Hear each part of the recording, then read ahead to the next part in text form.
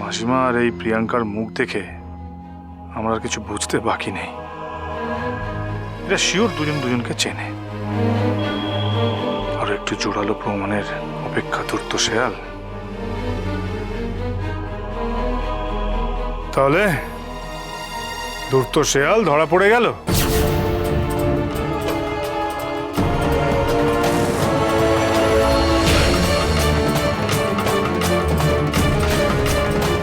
সব কি বলছিস কি তুই মহারাজ? বলা তো এখনো শুরু করিনি, এবার শুরু করব।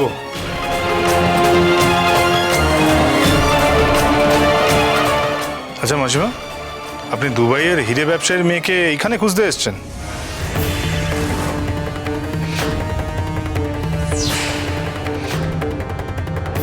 তাই তো?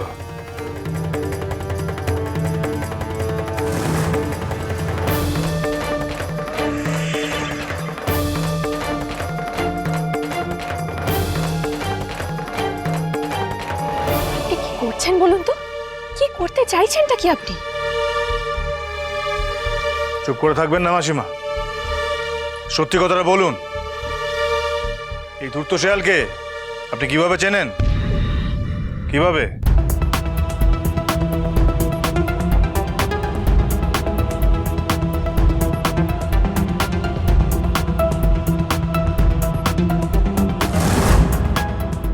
বলুন কিভাবে চেনেন?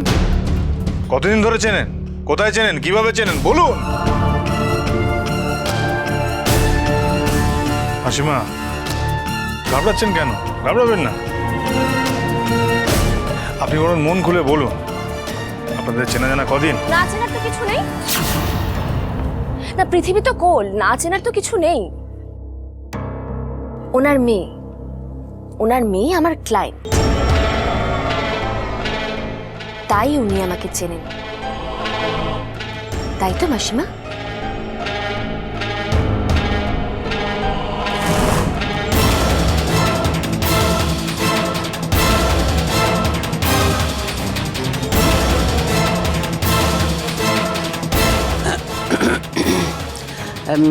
মহারাজ, তুই তো ঠিকই বলেছিলি, এরা দুজনে দুজনকে বেশ ভালোই চেনে।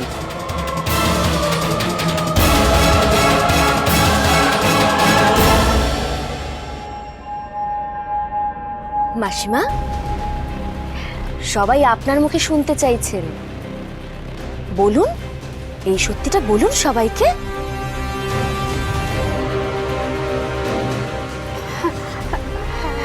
হ্যাঁ, সেই সূত্রেই চিনি।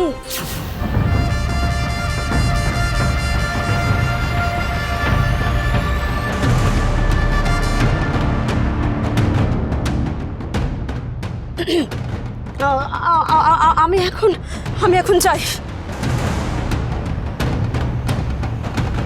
মাসিমা,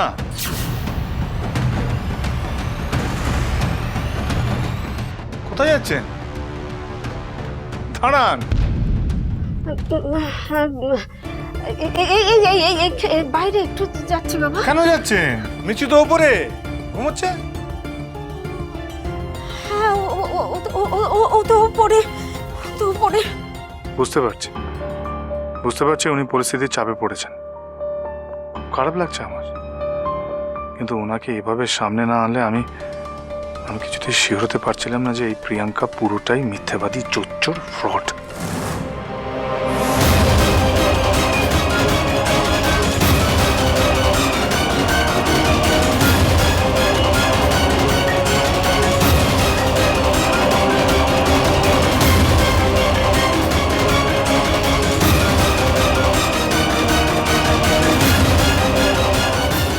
আপনি কিন্তু এটা ঠিক করলেন না।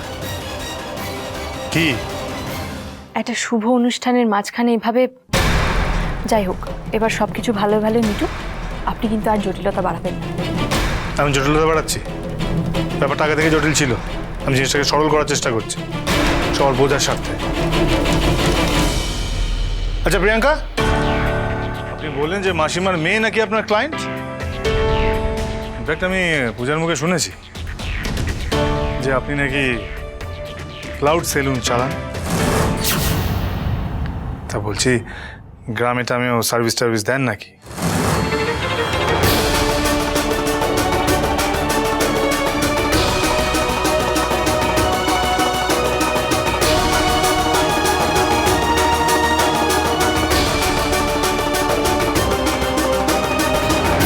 ওনার মেয়ে শহরে থাকে, তাই আমি ওনাকে চিনি।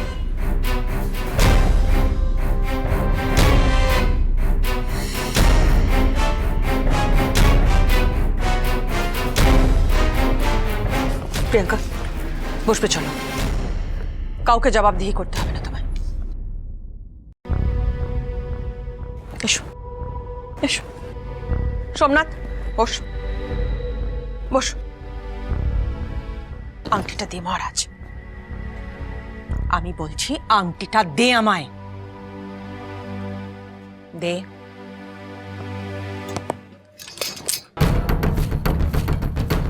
মহারাজ দে।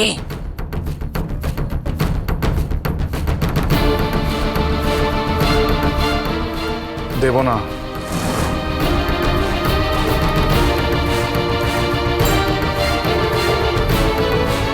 তোমার মেয়েটো ছেলেকে বলো আংটিটা আমাকে ফেরত দিতে। ওকে তো ইচ্ছে করে চেয়ে একটা অশান্তি বাঁধানোর চেষ্টা করছে।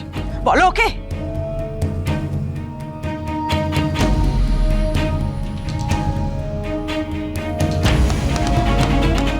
যদি তুমি যাচাই করে না নাও তাহলে কিন্তু জীবনে তুমি আরেকবার মস্ত বড় ভুল করবে। আমি জীবনে কোনো ভুল করিনি, শুধু তোকে জন্ম দেওয়া ছাড়া। মা,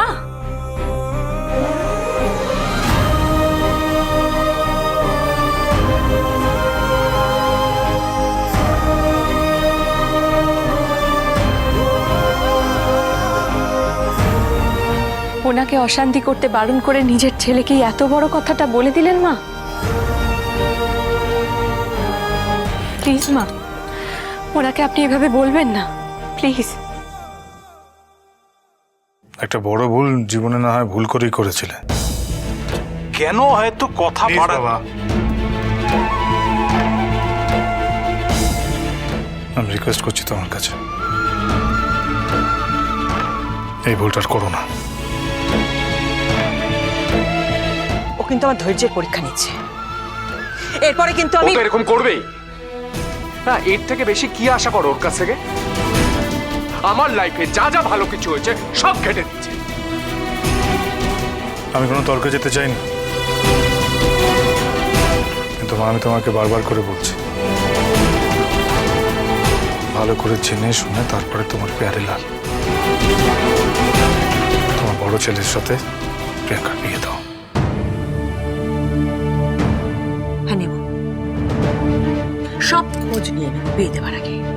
এখন তুই আংটিটা দে, আশীর্বাদটা আগে আজকে হতে দে। দে।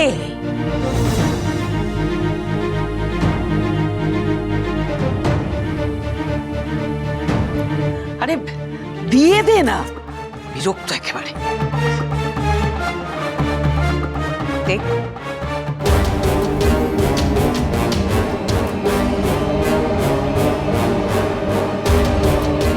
প্রিয়াঙ্কা, বসো বসো বস। সোমনাথ বস বস বস বস। তোমরা একটু উলু টুলু দাও গো।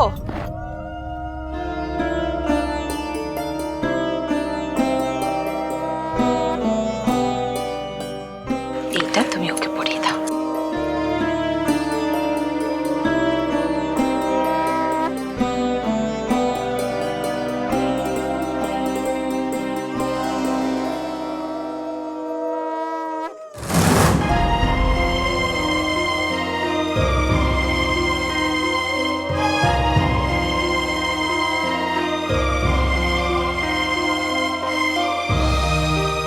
এতক্ষণ ধরে আমি আপনাকে বলেছি অশান্তি করবেন না, ঝামেলা করবেন না, কিন্তু এখন আমি বলছি আপনি ওই প্রিয়াঙ্কা দিদি সম্পর্কে ভালো করে খোঁজ খবর নিন। আমি আপনার সাথে আছি।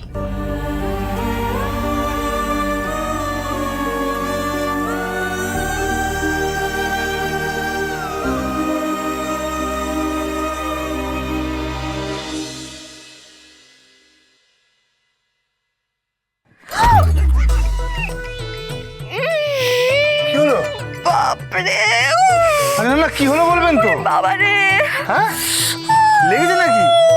আমি কিছু করলাম? আরে আরে আচ্ছা কি হয়েছে বলুন না।